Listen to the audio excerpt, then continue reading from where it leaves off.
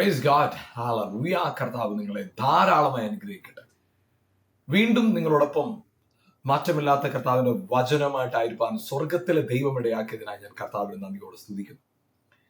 ദൈവത്തിന്റെ സ്നേഹം ഒരു വ്യക്തിയുടെ ജീവിതത്തിനകത്ത് മനസ്സിലാക്കി കഴിഞ്ഞാൽ, ദൈവസ്നേഹത്തിന്റെ ആഴം ഒരു വ്യക്തിയുടെ അകത്ത് ഉറപ്പായി തിരിച്ചറിഞ്ഞു കഴിഞ്ഞാൽ ഒരിക്കലും പിന്നെ അവൻ നിരാശപ്പെടത്തില്ല.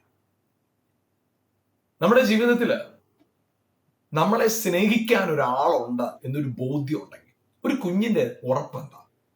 ആ കുഞ്ഞിനെ സ്നേഹിക്കുന്ന ഒരു അമ്മയും അപ്പനും ഉണ്ട്.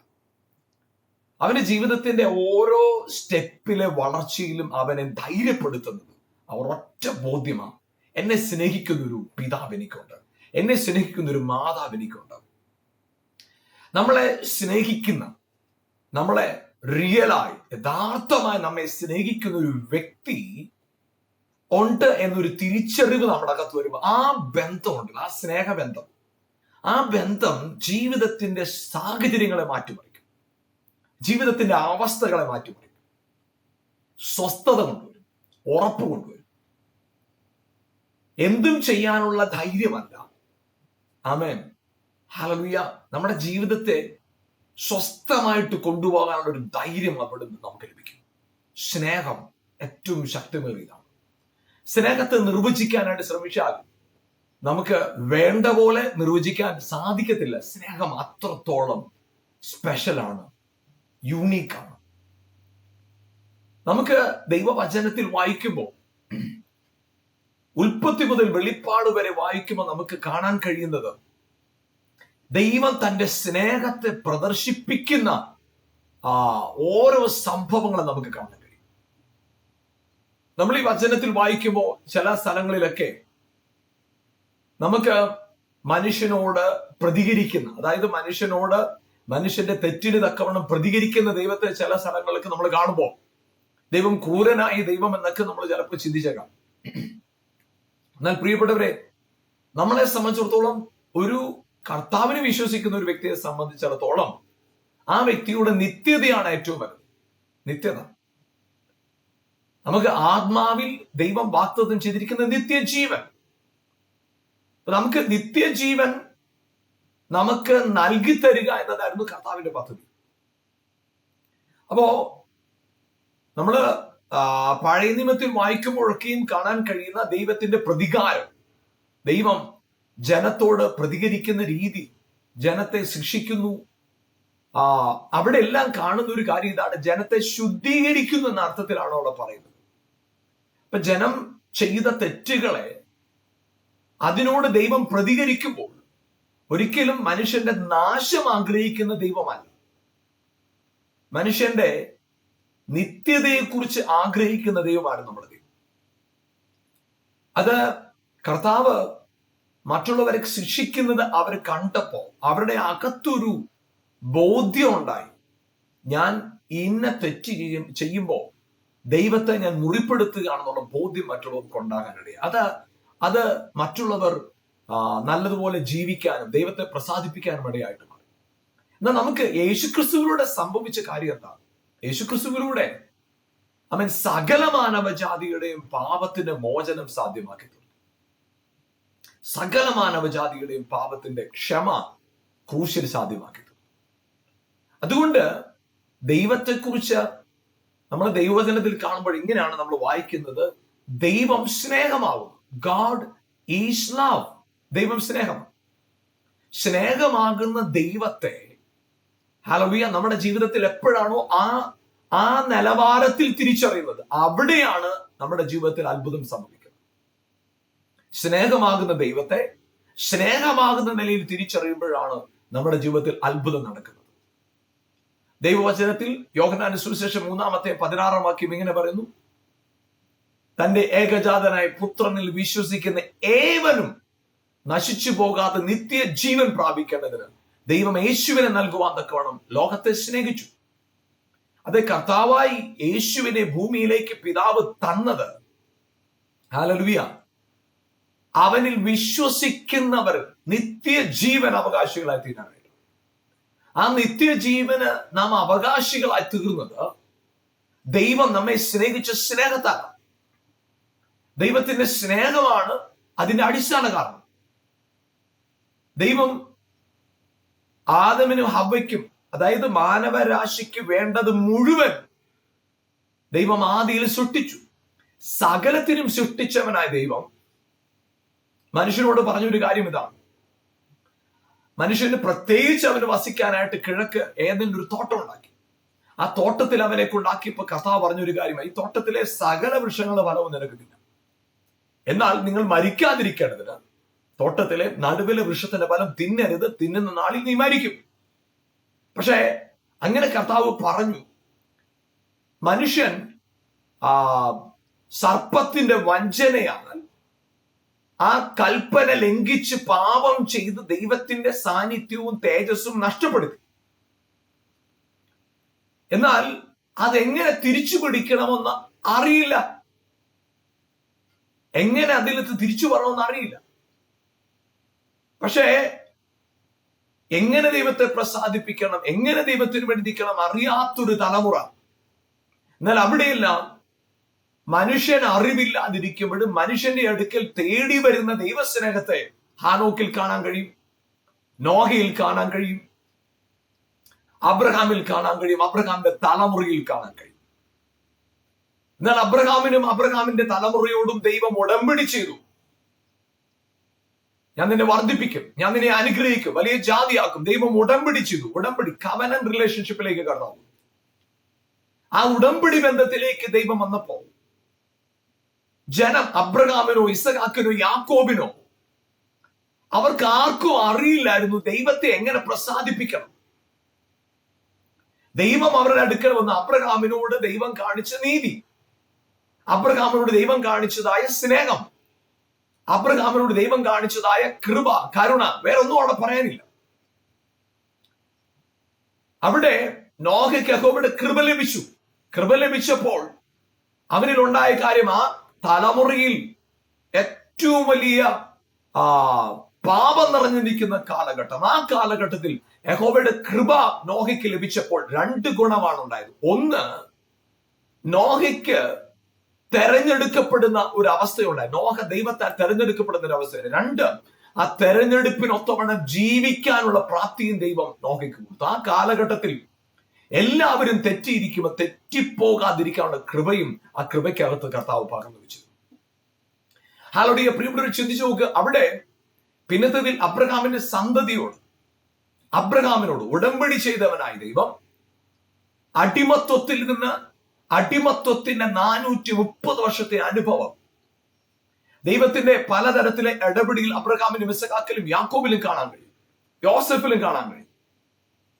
എന്നാൽ കഴിഞ്ഞ 430 വർഷക്കാലത്തെ അടിമത്വത്തിൽ അവർക്ക് ദൈവികമായ ഒരു ഇടപെടിയിലും അവർക്കുണ്ടായതായി കാണാൻ കഴിയും. അവരുടെ കഷ്ടപ്പാടുകൾ വർദ്ധിക്കുന്നു, പീഡനം വർദ്ധിക്കുന്നു, വർദ്ധിക്കുവാൻ കഴിയാതെ, വാഗ്ദത്തം നിറവേറുവാൻ അസാധ്യമെന്ന പോലെ സാഹചര്യങ്ങൾ നിൽക്കുക. ആ സാഹചര്യത്തിൽ ദൈവം തന്റെ തെരഞ്ഞെടുപ്പിനാൽ മോശയെ തെരഞ്ഞെടുത്ത് ജനത്തെ വിടുവിക്കാനായിട്ട് നിയോഗിച്ച് മോശയുടെ വലിയൊരു വീണ്ടെടുപ്പിനെ സാധ്യമാക്കി. അങ്ങനെ വലിയൊരു വീണ്ടെടുപ്പിനെ സാധ്യമാക്കിയവനായ ദൈവം ആ ജനം യാത്ര ചെയ്തു വരവേ ദൈവം അവരോട് സീനായ് മലയുടെ അടിവാരത്തിൽ വെച്ച് സംസാരിച്ചു. ഈ ദിവസങ്ങൾ ദൈവം സംസാരിക്കാൻ പോകും. അങ്ങനെ ദൈവം മോശയെ പർവ്വതത്തിന് മുകളിലേക്ക് വിളിച്ചു. അവിടെ പുകയും അഗ്നിയും ഇടിമുഴക്കും ഒക്കെ, അതായത് ജനത്തിന് ഭയം തോന്നുന്ന പോലെ ദൈവ സാന്നിധ്യം വെളിപ്പെട്ടു. ആ ദൈവ സാന്നിധ്യത്തിലേക്ക് ആർക്കും കയറിപ്പോവാൻ സാധിച്ചില്ല. കർത്താവ് മോശയോട് പറഞ്ഞു, ഈ മലയ്ക്ക് ചുറ്റും നീ വേലി കെട്ടണം, ആരും കടന്നു വരാൻ പാടില്ല, ആരെങ്കിലും തൊട്ടാൽ അവനെ കൊന്നുകളയണം. അതായിരുന്നു നിയമം. അങ്ങനെ ആ മലയുടെ മുകളിൽ, പർവ്വതത്തിന് മുകളിൽ വെച്ച് ദൈവം മോശയോട് സംസാരിച്ച് നഷ്ടപ്പെട്ടുപോയ മഹത്വം, അതായത് ജീവിച്ചിരിക്കേണ്ടതിന് എന്താണ് ചെയ്യേണ്ടതെന്ന് അവർക്ക് വ്യക്തമായ കൽപ്പനകളും നിർദ്ദേശങ്ങളും കർത്താവ് കൊടുത്തു. ന്യായപ്രമാണത്തെ കൊടുത്തു. ആ ന്യായപ്രമാണം അവരുടെ കരങ്ങളിൽ ലഭിച്ചു. ന്യായപ്രമാണത്തിലൂടെ അവർക്ക് ഒരു കാര്യം തിരിച്ചറിയാനിടയായി. നഷ്ടപ്പെട്ട മഹത്വത്തെ എങ്ങനെ തിരിച്ചു പിടിക്കാം, എങ്ങനെ ദൈവത്തിലേക്ക് മടങ്ങി വരാം, എങ്ങനെ ദൈവത്തെ പ്രസാദിപ്പിക്കാമെന്ന അറിവ്, ബോധ്യം അവർക്ക് കിട്ടി. എന്നാൽ അവരുടെ ജീവിതത്തിന്റെ സകല മേഖലകളിലും അവരാൽ ആവുന്ന വിധമെല്ലാം അവർ ശ്രമിച്ചു.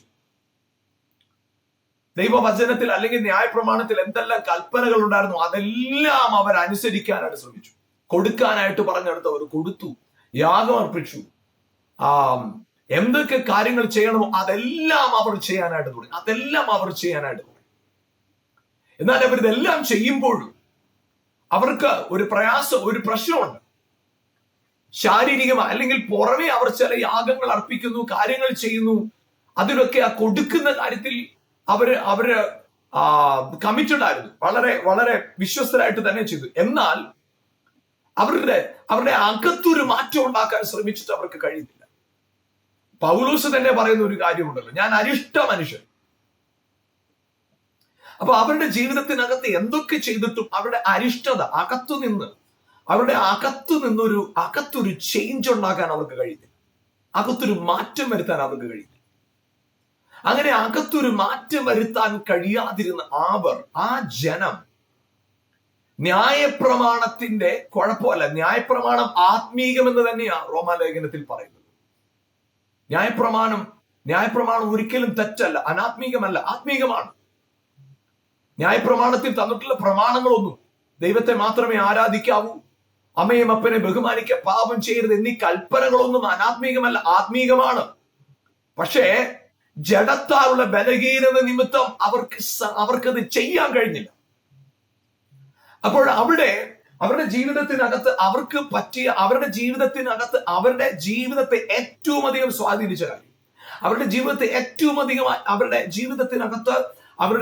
ജീവിതത്തിന്റെ നന്മകളെ പ്രാപിക്കാൻ കഴിയാതെ അവരെ തടഞ്ഞു നിർത്തിയ കാര്യം എന്ന് പറയുന്നത് മറ്റൊന്നുമല്ല, ജഡത്തിന്റെ ബലഹീനത.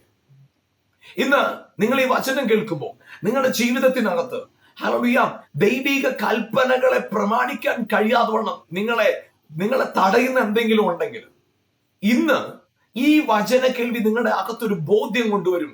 ആമേൻ, ഹല്ലേലൂയ. എങ്ങനെ പുറത്തു വരാം, എങ്ങനെ ദൈവ പ്രമാണത്തിനകത്തായിത്തീരാം, എങ്ങനെ കർത്താവിനോട് ചേർന്ന് വസിക്കാം എന്നൊരു അറിവ് ഈ വചന കേൾവിയിലൂടെ പരിശുദ്ധാത്മാവ് നിങ്ങൾക്ക് തരും. ഹല്ലേലൂയ. പ്രിയപ്പെട്ടവർ, ഇവിടെയാണ് യോഹന്നാന്റെ സുവിശേഷം 3:16 പ്രസക്തി. അവനെ കൈക്കൊണ്ട് അവന്റെ നാമത്തിൽ വിശ്വസിക്കുന്നവർ മക്കളാകാനുള്ള അധികാരം തന്നവനായ ദൈവം, വചനം ജഡം ധരിച്ചവനായ ദൈവം, വീണ്ടും ജനിച്ചാൽ ദൈവരായത്തെ കാണാമെന്ന് വാക്ക് പറഞ്ഞ ദൈവം. യോഹന്നാൻ സുവിശേഷം 3:16 പറയുന്നു, തന്റെ ഏകജാതനായ പുത്രനിൽ വിശ്വസിക്കുന്ന ഏവനും നശിച്ചു പോകാതെ നിത്യജീവൻ പ്രാപിക്കുന്നതിന് ദൈവം യേശുവിനെ നൽകുവാൻ തക്കവണ്ണം, തന്റെ പുത്രനെ നൽകുവാൻ തക്കവണ്ണം ലോകത്തെ സ്നേഹിച്ചു. അപ്പൊ ക്രൂശിൽ വെളിപ്പെട്ടത് നാം പലപ്പോഴും അതിന്റെ ഒരു വശമാണ് മനസ്സിലാക്കുന്നത്. ദൈവത്തിന്റെ പ്രതികാരം, നമ്മുടെ അതിക്രമങ്ങൾ, നമ്മുടെ പാപം, നമ്മുടെ കുറവുകൾ, നമ്മുടെ ബലഹീനതകൾ മുഴുവൻ യേശുവിന്റെ ശരീരത്തിൽ ചുമത്തിയിട്ട് യേശുവിനെ ദൈവത്തിന്റെ കോപാഗ്നിയെ വെളിപ്പെടുത്തി എന്നാണ് നമ്മൾ മനസ്സിലാക്കുന്നത്. എന്നാൽ പ്രിയപ്പെട്ട ഒരു ക്രൂശിൽ വെളിപ്പെട്ടത് ദൈവത്തിന്റെ കോപം, ദൈവത്തിന്റെ ശിക്ഷയുടെ ശക്തി അല്ല വെളിപ്പെട്ടത്. ക്രൂശിൽ വെളിപ്പെട്ടതിനെ കുറിച്ച് നാം മനസ്സിലാക്കേണ്ടത് പിതാവായ ദൈവത്തിന്റെ സ്നേഹമാണ്. The love of God manifested over the cross.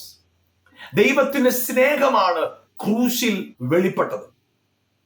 ക്രൂശിൽ വെളിപ്പെട്ടത് മാനവജാതിയുടെ പാപത്തിന്റെ കാഠിന്യം വെളിപ്പെടുത്തി മനുഷ്യനെ ശിക്ഷിക്കുന്ന ദൈവത്തെ അല്ല കാണുന്നത്. പകരമായി മാനവജാതിക്ക് വേണ്ടി, മനുഷ്യന് വേണ്ടി പുത്രനെ ക്രൂശിൽ ഏൽപ്പിച്ചു കൊടുത്തിട്ട്, അതെ ഹല്ലേലൂയ, ആ ക്രൂശിലൂടെ, അതായത് ദൈവത്തിന്റെ സ്വഭാവം മാറാനായിട്ട്, അല്ലെങ്കിൽ ദൈവത്തിന് മനുഷ്യനോടുള്ള അപ്രോച്ച് മാറാനായിട്ട്, ആമേൻ, യേശുവിനെ ക്രൂശിൽ മരിക്കാൻ ഏൽപ്പിച്ചു കൊടുത്തു എന്ന് നാം മനസ്സിലാക്കുകയും പഠിക്കുകയും ചെയ്യുമ്പോൾ അത് ഒരു വശം മാത്രമാണ്. മറ്റൊരു വശം എന്താണെന്നറിയാമോ? ക്രൂശിൽ യേശുവിനെ നിങ്ങൾക്കും എനിക്കും വേണ്ടി ഏൽപ്പിച്ചു തന്നപ്പോ കൊലോസ്യ ലേഖനം 1:20 പറയുന്നു, ആമേൻ, താൻ പുത്രൻ മുഖാന്തരം നമ്മെ അവനോട് നിരപ്പിച്ചു. യേശു ക്രിസ്തു മുഖാന്തരം നമുക്കുണ്ടായത് ഹല്ലേലൂയ പിതാവിനോട് നിരപ്പായി തീർന്നു. അതായത് പിതാവിന് നമ്മളോട് നിരപ്പ് പ്രാപിക്കാൻ വേണ്ടി പിതാവ് ചെയ്തു എന്ന് ചിന്തിക്കരുത്. അതായത് ചിന്തിച്ചു നോക്കുക, അബ്രഹാമിന്റെ അടുക്കൽ കർത്താവ് ഇറങ്ങി വന്ന് സംസാരിക്കായിരുന്നു. അബ്രഹാം ദൈവത്തോട് സംസാരിച്ചതല്ല, നോഹയോട് ദൈവം സംസാരിച്ചത്. ഹാനോക്കിന്റെ കൂടെ ദൈവം നടന്നു. ദൈവം ഹാനോക്കിന്റെ കൂടെ നടന്നു. യാക്കോബിനോട് ദൈവം സംസാരിച്ചു. ഇസഹാക്കിനോട് ദൈവം സംസാരിച്ചു. ഇവിടെ എല്ലാം ദൈവം അവരോട് സംസാരിച്ചു എന്നാ കാണുന്നത്. ദൈവം അവരോട് സംസാരിച്ചവനായ ദൈവം മനുഷ്യനോട് കയ്പും ദേഷ്യവും കോപം പാപം ചെയ്ത നിമിത്തമുള്ള വളരെ ദഹിപ്പിക്കുന്ന അഗ്നിയുടെ സ്വഭാവത്തിൽ നിന്നിരുന്നുവെങ്കിൽ ഇവരോട് ആരോടും ദൈവത്തിന്റെ ഇടപെടലിന് അവസരങ്ങളില്ലാതെ പോയത്. എന്നാൽ ദൈവം സ്നേഹമാണ്. ദൈവം മനുഷ്യന്റെ പാപത്തിന് തക്കവണ്ണം മനുഷ്യരോട് ചെയ്യുന്നവനല്ല.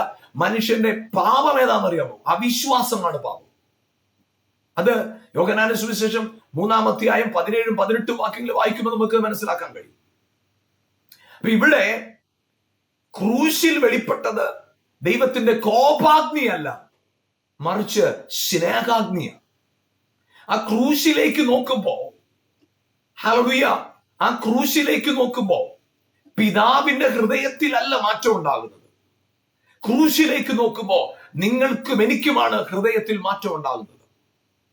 അതായത് പുത്രനെ നൽകുവാൻ തക്കവണ്ണം നമ്മെ സ്നേഹിച്ചവനായ പിതാവ്, ക്രൂശിൽ അടിക്കപ്പെടാനായിട്ട് പുത്രനെ നമുക്ക് വേണ്ടി ഏൽപ്പിച്ചു തരുവോളം നമ്മെ സ്നേഹിച്ചവനായ പിതാവ്,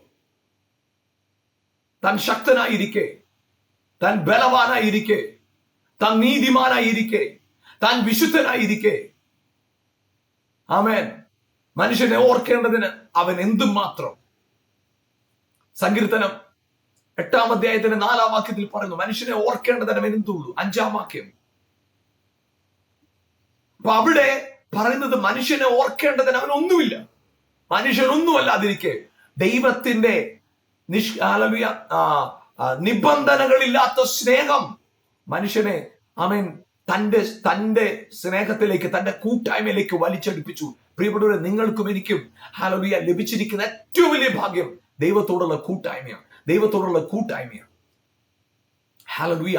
പ്രിയപ്പെട്ടവർ, ആ കൂട്ടായ്മയ്ക്ക് കാരണമായി തീർന്നത് പിതാവായ ദൈവം ക്രൂശിൽ വെളിപ്പെടുത്തിയ സ്നേഹമാണ്.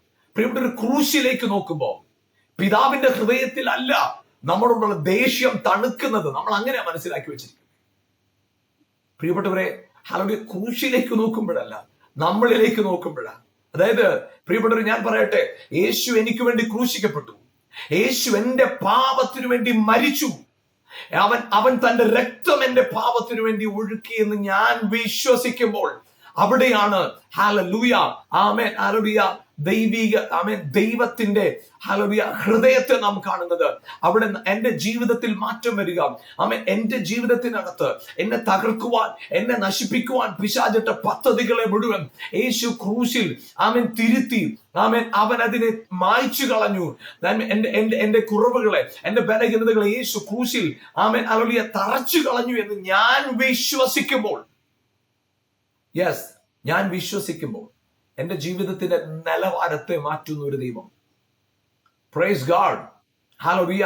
പ്രിയപ്പെട്ടവർ, നമ്മുടെ ജീവിതത്തിനകത്ത് നാം തിരിച്ചറിയേണ്ട വളരെ പ്രധാനപ്പെട്ട സത്യം, ഹല്ലേലൂയ, ക്രൂശിൽ വെളിപ്പെട്ടത് ദൈവത്തിന്റെ സ്നേഹമാണ്. ദൈവത്തിന്റെ കോപാഗ്നിയല്ല, ദൈവത്തിന്റെ സ്നേഹാഗ്നിയാണ്. നിങ്ങളുടെ ജീവിതം എത്ര മാത്രം തെറ്റിയതായിക്കോട്ടെ, ഗോഡ് ലവ്സ് യു. കർത്താവ് നിങ്ങളെ സ്നേഹിക്കുന്നു. ഹല്ലേലൂയ. ആ തിരിച്ചറിവ് നിങ്ങളുടെ അകത്ത് കോൺഫിഡൻസിനെ കൊണ്ടുവരും, ധൈര്യത്തെ കൊണ്ടുവരും, ഉറപ്പിനെ കൊണ്ടുവരും. യോഹന്നാന്റെ 1-ാമത്തെ ലേഖനം അതിന്റെ 4-ാമത്തെ അധ്യായം 9-ാമത്തെ വാക്യം. ഹല്ലേലൂയ. ദൈവം തന്റെ ഏകജാതനായ പുത്രനെ നാം അവനാൽ ജീവിക്കേണ്ടതിന് ലോകത്തിലേക്ക് അയച്ചു എന്നുള്ളതിനാൽ ദൈവത്തിന് നമ്മോടുള്ള സ്നേഹം പ്രത്യക്ഷമായി. അവിടെ വെളിപ്പെട്ടത് ദൈവത്തിന് മാനവരാശിയോട് തോന്നിയ ദേഷ്യം മുഴുവൻ ക്രൂശിൽ പുത്രനെ മേൽ ചുമത്തി എന്നല്ല, ദൈവം നമ്മളോട് കാണിച്ച സ്നേഹം മുഴുവൻ ആ ക്രൂശിൽ വെളിപ്പെടുത്തി. എന്നിട്ട് ഹല്ലേലൂയ, അവിടെ ക്രൂശിലേക്ക് നമ്മളെ, ആ ക്രൂശിനെ നോക്കാൻ പറഞ്ഞിട്ട് നമ്മളോട് പറയുക, ആ ക്രൂശിലേക്ക് നോക്കിയിട്ട് നിങ്ങളുടെ അകത്തെ കുറ്റബോധം എടുത്തുകളാ, പിതാവിന്റെ സന്നിധിയിലേക്ക് ഓടിവാ, ദൈവസന്നിധിയിലേക്ക് ഓടിവാ. പുത്രൻ എന്റെ പാപത്തിനു വേണ്ടി മരിച്ചു എന്നുള്ള ബോധ്യത്തോടെ, എന്റെ രോഗം അവന്റെ ശരീരത്തിൽ ചുമന്നു എന്നുള്ള ബോധ്യത്തോടെ, എന്റെ ദാരിദ്ര്യം അവന്റെ ശരീരത്തിൽ വഹിച്ചു എന്നുള്ള ബോധ്യത്തോടെ, അവൻ എന്നെ നീതീകരിച്ചു എന്നുള്ള ബോധ്യത്തോടെ എന്റെ സന്നിധിയിലേക്ക് ഓടിവാ. Praise God, hallelujah. 10-ാം വാക്യം പറയുന്നു, നാം ദൈവത്തെ സ്നേഹിച്ചതല്ല, അവൻ നമ്മെ സ്നേഹിച്ച് തന്റെ പുത്രനെ നമ്മുടെ പാപങ്ങൾക്ക് പ്രായശ്ചിത്തമാകുവാൻ അയച്ചതിനെ സാക്ഷാൽ സ്നേഹമാകും. അപ്പൊ ദൈവത്തിന്റെ സ്നേഹം നാം അവനെ സ്നേഹിച്ചതാൽ അവൻ സ്നേഹിച്ചു. അവൻ നമ്മെ സ്നേഹിച്ചു. അവൻ നമ്മെ സ്നേഹിച്ചു. ഹല്ലേലൂയ. അതേ പ്രിയപ്പെട്ടവരെ, നാം പാപികളായിരുന്നപ്പോ തന്നെ, നാം കുറവുള്ളവരായിരുന്നപ്പോ തന്നെ, നാം ബലഹീനരായിരുന്നപ്പോ തന്നെ നമ്മെ സ്നേഹിച്ചു. യെസ്, തന്റെ സ്വന്തം പുത്രനെ നമുക്ക് വേണ്ടി ഏൽപ്പിച്ചു തന്നവൻ, നമുക്ക് വേണ്ടി വിട്ടു തന്നവൻ, നമുക്ക് വേണ്ടി ഹല്ലേലൂയ നമ്മുടെ പാപത്തിന് പരിഹാരമായിട്ട്, നമ്മുടെ ജീവന്റെ വിടുതലിനായിട്ട് തന്റെ സ്വന്തം പുത്രനെ നമുക്ക് വേണ്ടി ഏൽപ്പിച്ച് തന്നവനായ ദൈവം. Price God, hallelujah. പ്രിയപ്പെട്ടവരെ, അത് നിങ്ങളുടെ ജീവിതത്തിനകത്ത്, നിങ്ങളുടെ ഹൃദയത്തിൽ ആ ഒരു ബോധ്യം ഉണ്ടാകട്ടെ, നിങ്ങളുടെ ഹൃദയത്തിൽ ആ ഒരു ഉറപ്പുണ്ടാകട്ടെ. ക്രൂശിൽ വെളിപ്പെട്ടത് ദൈവത്തിന്റെ കോപാഗ്നിയല്ല, സ്നേഹത്തിന്റെ അഗ്നിയാണ്. ആ കോപത്തിന്റെ അഗ്നി ഹല്ലേലൂയ എന്നെ തകർത്ത് കളയുമ്പോൾ സ്നേഹത്തിന്റെ അഗ്നി എന്നിലെ പാപത്തെ തകർത്ത് എന്നെ ജീവിപ്പിക്കുമാറാക്കി. ഹല്ലേലൂയ. ആമേൻ. കോപത്തിന്റെ അഗ്നി ആമേൻ എന്റെ നന്മകളെ തകർത്ത് കളയുമ്പോൾ ഹല്ലേലൂയ ആമേൻ എന്റെ സ്നേഹത്തിന്റെ, കർത്താവ് വെളിപ്പെട്ട സ്നേഹത്തിന്റെ അഗ്നി എന്റെ നന്മയ്ക്ക് വിരോധമായി നിന്നതിനെ ദഹിപ്പിച്ചു കളഞ്ഞു. ആമേൻ. Praise God, hallelujah. പ്രിയപ്പെട്ടവരെ, സ്നേഹം ക്രൂശിൽ വെളിപ്പെട്ടത് ദൈവത്തിന്റെ സ്നേഹമാണ്, ദൈവത്തിന്റെ സ്നേഹം. ഹല്ലേലൂയ. ആമേൻ. ആമേൻ അതിന്റെ 1 യോഹന്നാന്റെ ലേഖനത്തിന്റെ 4-ാം അധ്യായത്തിന്റെ 15-ഉം 16-ഉം വാക്യം, യേശു ദൈവപുത്രൻ എന്ന് സ്വീകരിക്കുന്നവരിൽ ദൈവവും അവൻ ദൈവത്തിലും വസിക്കുന്നു. പ്രിയപ്പെട്ടവരെ, യേശുവിനെ ദൈവപുത്രൻ എന്ന് സ്വീകരിക്കുന്നവനിൽ ദൈവം വസിക്കുന്നു. God is in you. കർത്താവ് നിങ്ങളിൽ വസിക്കുക, കർത്താവ് നിങ്ങളിൽ വസിക്കുക. ആമേൻ. Praise God. അവൻ നിങ്ങളിൽ വസിക്കുന്നു. ആരിലാണ്? യേശുവിനെ ക്രിസ്തു എന്ന് വിശ്വസിക്കുന്നവന്, യേശുവിനെ ദൈവപുത്രൻ എന്ന് വിശ്വസിക്കുന്നവനിൽ ദൈവം വസിക്കുന്നു, ദൈവം വസിക്കുന്നു. Praise God. ദൈവം വസിക്കുന്നു. ആരില്ല? യേശുവിനെ ദൈവപുത്രൻ എന്ന് വിശ്വസിക്കുന്നവനിൽ ദൈവം വസിക്കുന്നു. Praise God. ദൈവം വസിക്കുന്നു. എന്നിട്ട് ഹല്ലേലൂയ അത് 16-ാം വാക്യം, ഇങ്ങനെ ദൈവത്തിന് നമ്മോടുള്ള സ്നേഹം നാം അറിഞ്ഞും വിശ്വസിച്ചുമിരിക്കുന്നു. ദൈവം സ്നേഹം തന്നെ. സ്നേഹത്തിൽ വസിക്കുന്നവൻ ദൈവത്തിൽ വസിക്കുന്നു, ദൈവം അവനിലും വസിക്കുന്നു. Praise God, hallelujah. പ്രിയപ്പെട്ടവർ, ഇവിടെ വചനത്തിൽ പറഞ്ഞ് സ്നേഹത്തിൽ വസിക്കുക. അതായത് ഹല്ലേലൂയ നമ്മുടെ ജീവിതത്തിനകത്ത് ഹല്ലേലൂയ കർത്താവിന്റെ സാന്നിധ്യം, കർത്താവിന്റെ അടുക്കിലേക്ക് വരുമ്പോ സ്നേഹത്തിൽ വസിക്കണം. എന്താണ് സ്നേഹത്തിൽ വസിക്കുക എന്ന് പറയുന്നത്? നിങ്ങൾ കാണുന്നതെല്ലാം സ്നേഹത്തിൽ കാണണം. ഹല്ലേലൂയ. നിയമത്തിന്റെ വ്യവസ്ഥയിൽ നിങ്ങൾ കാര്യങ്ങളെ കാണാൻ തുടങ്ങിയ നിങ്ങളുടെ അകത്തൊരു ചിന്ത ഉണ്ടാകും, ഞാൻ പാപിയാണ്, ഞാൻ തകർക്കപ്പെടാൻ യോഗ്യതയുണ്ട്, എന്റെ ജീവിതത്തിനകത്ത് ഒരു യോഗ്യതയുമില്ല ദൈവത്തിന്റെ അടുക്കൽ പോകാനായിട്ട്, അപ്പ പിതാവിനെ വിളിക്കാൻ എനിക്ക് യോഗ്യതയില്ല. എന്നാൽ സ്നേഹത്തിൽ വസിക്കുമ്പോൾ എനിക്ക് ഒരു കാര്യം മനസ്സിലാകും, ഹല്ലേലൂയ എന്റെ പാപത്തിന് വേണ്ടി പിതാവ് പുത്രനെ എനിക്ക് വേണ്ടി വിട്ടു തന്നു, എന്നെ നീതീകരിച്ചു, എന്നെ മകനാക്കി തീർത്തു, എന്നെ മകളാക്കി തീർത്തു, ഹല്ലേലൂയ എന്നെ കർത്താവിന് പ്രിയനാക്കി തീർത്തു. ഈ ബോധ്യത്തിൽ വസിക്കുമ്പോൾ പ്രിയപ്പെട്ടവരെ, ഞാൻ നിങ്ങളോട് കാര്യം പറയട്ടെ, നിങ്ങളുടെ ജീവിതത്തിനകത്ത് നിങ്ങൾക്ക് എവിടെയെങ്കിലും ഒറ്റപ്പെടലിന്റെ വേദന തോന്നുന്നുണ്ടോ? നിങ്ങളുടെ ജീവിതത്തിനകത്ത് നിങ്ങൾ ചെയ്ത കുറവുകൾ തന്നെ നിങ്ങളോട് പിശാചിനെ വീണ്ടും വീണ്ടും പറഞ്ഞ് നിങ്ങളെ നിരാശപ്പെടുത്തുന്നുണ്ടോ? നിങ്ങളുടെ ജീവിതത്തിൽ പറ്റിയ അബദ്ധങ്ങളെ വീണ്ടും വീണ്ടും നിങ്ങളുടെ മുമ്പിൽ എടുത്തു കാണിച്ച് നിങ്ങളെ തളർത്തുന്നുണ്ടോ? നാട്ടുകാരും വീട്ടുകാരും ഒരുപോലെ നിങ്ങളെ പഴിക്കുന്നുണ്ടോ? പ്രിയപ്പെട്ടവർ, ഞാൻ പറയട്ടെ, നിങ്ങൾ ഏതൊക്കെ സാഹചര്യങ്ങൾ ഒറ്റപ്പെട്ടിരുന്നാലും ദൈവത്തിന് സ്നേഹം മാറാത്തതായിട്ട് നിങ്ങൾക്ക് വേണ്ടി വെളിപ്പെട്ട് നിൽക്കുക.